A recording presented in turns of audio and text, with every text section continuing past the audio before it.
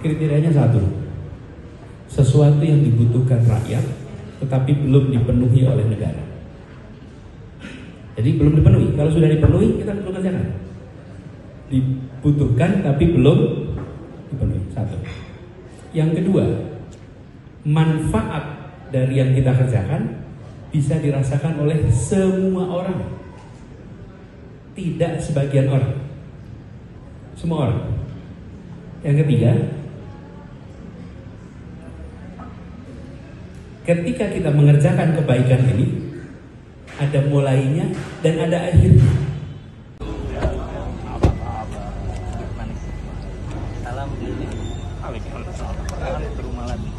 Allah sampai lagi gitu.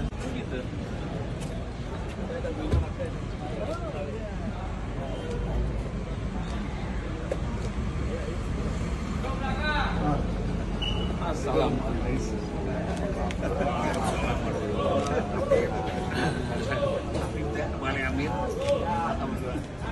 Udah istirahat baru pulang lagi.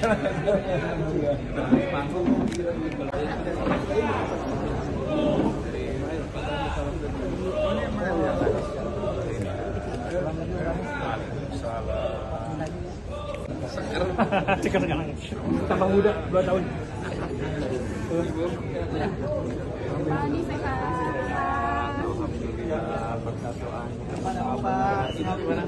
Selamat datang Bapak Administrasi Sehat. teman-teman yang sudah ditunggu dari tadi juga Doain. Amin. Pak, ini dia aja. Keluarga gimana? Pak dulu Mas Anies untuk membuka kita terkait apa yang harus dilakukan. Assalamualaikum warahmatullahi wabarakatuh. Waalaikumsalam warahmatullahi wabarakatuh. Ibu, Bapak, Kakanda, Adinda yang kami muliakan, yang kami hormati, wabil khusus para tokoh-tokoh yang mengkhususkan pada sore hari ini ikut bersama kumpul, yang kami hormati. Ini izinkan saya menyapa beberapa yang namanya tersebut, walaupun mungkin belum semuanya nih ada di sini. Pak Haji Ayi Sulaiman, Pak Dr. Mehmet, Pak Mehmet Hamdan, Ustadz Asep, kemudian Prof. Sri Hartanti, dan mungkin kalau disebut semuanya agak panjang daftarnya. Jadi tanpa mengurangi rasa hormat, tidak tersebut semuanya satu-satu karena iman soleh dan semua saja. Saya ingin terima kasih dulu karena menyempatkan untuk bisa kumpul di sini, walaupun pasti dadakan. Tapi memang prinsipnya lebih baik mendadak dan datang daripada mendadak batal. Dari dulu prinsipnya masih begitu. Kemudian kita juga terima kasih, saya kesini ada acaranya tadi dengan Fakultas Hukum Unpad.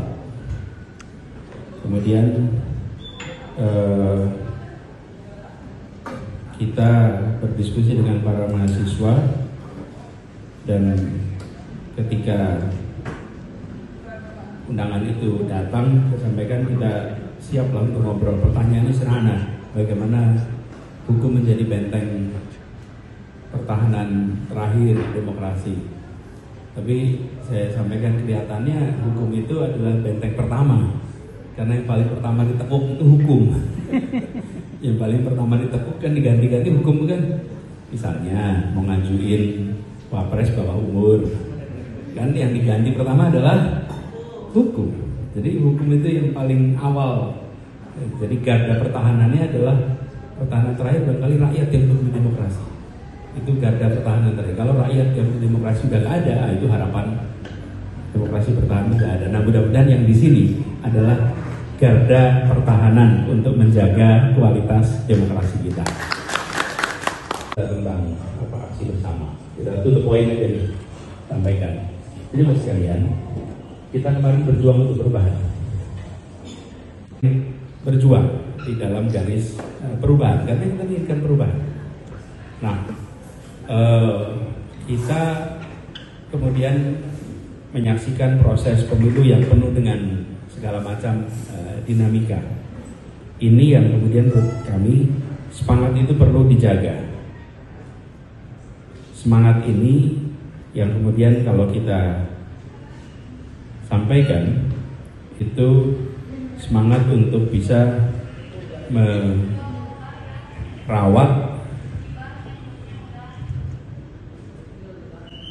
gagasan perubahan, jaringan yang ada dirawat.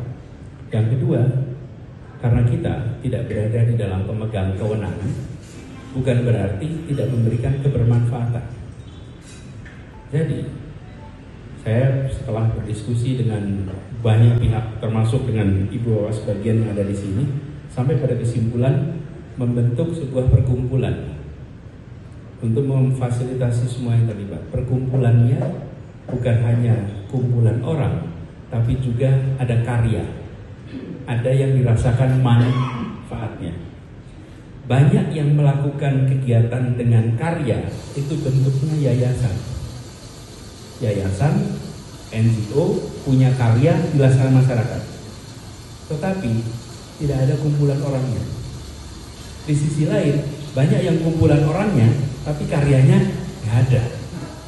Nah, kita ingin ada kumpulan orang, tapi juga ada karya. Itu yang membedakan perkumpulan ini dengan yang lainnya. Nah, karya apa yang harus dikerjakan? Terus sekalian, kebaikan yang dibutuhkan rakyat itu banyak sekali. Dari mulai santunan anak yatim, membantu UMKM, membuat beasiswa, memperbaiki rumah yang rusak, bantuan bencana alam, itu daftarnya A sampai Z. Banyak sekali potensi kebaikan yang bisa dikerjakan. Betul tidak? Kan banyak sekali pertanyaannya. Jenis kebaikan apa yang akan kita kerjakan? Nah, untuk menentukan jenis kebaikan apa yang akan kita kerjakan, ini yang perlu jadi refleksi. Jadi Pak Mehmet, ini kita yang pada bekerja ini, Pak Mehmet, membayangkan melakukan sesuatu yang berguna. Pertanyaannya, sesuatunya apa? Saya bilang gini, kita buat kriteria. Kalau kita mau memilih, harus bikin kriteria. Kalau pakai kriteria, maka pilihan yang kita buat bisa dijelaskan, bisa dipertahankan. Jadi kemudian setelah diskusi panjang lebar, saya sampai pada 3 kriteria yang mau kebaikan yang kita kerjakan. Apa itu? Jadi kalau A sampai Z yang dibutuhkan oleh rakyat, yang harus memenuhi A sampai Z itu pemerintah. Kalau kita tidak harus memenuhi A sampai Z, kita tinggal pilih, saya mau yang D saja, saya mau yang B saja. Betul tidak? Kalau pemerintah harus A sampai Z, kalau kita enggak, pilih 1 atau 2 atau 3. Kriterianya 1, sesuatu yang dibutuhkan rakyat tetapi belum dipenuhi oleh negara. Jadi belum dipenuhi. Kalau sudah dipenuhi, kita perlu kerjakan. Dibutuhkan tapi belum dipenuhi. 1. Yang kedua, manfaat dari yang kita kerjakan bisa dirasakan oleh semua orang, tidak sebagian orang, semua orang. Yang ketiga, ketika kita mengerjakan kebaikan ini, ada mulainya dan ada akhirnya. Saya beri contoh. Tadi saya menyebut memberikan bantuan beasiswa. Bantuan beasiswa itu ada akhirnya tidak? Tidak ada. Hari ini kita bantu 100, 2 tahun lagi ada 200, 3 tahun lagi ada 100 lagi, terus tidak akan pernah selesai memberikan bantuan beasiswa. Nggak ada kita mengatakan, udah ya, akhirnya alhamdulillah semua sudah dapat. Nggak bisa. Karena pasti selalu ada yang santunan anak yatim.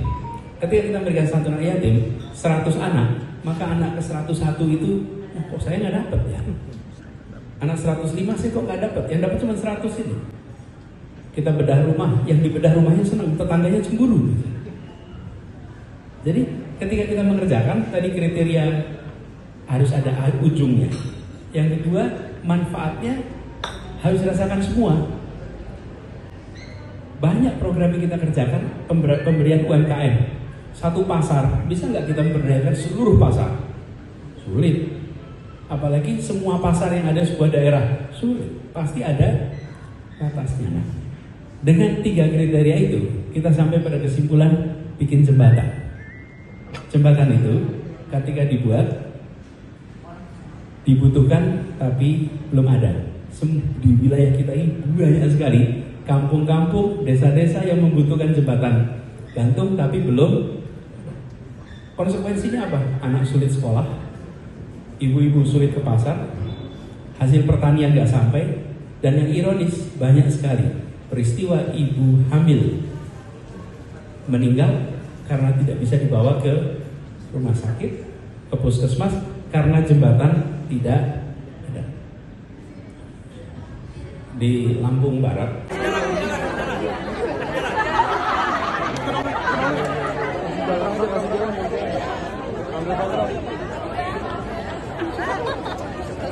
Nanti kalau jalan.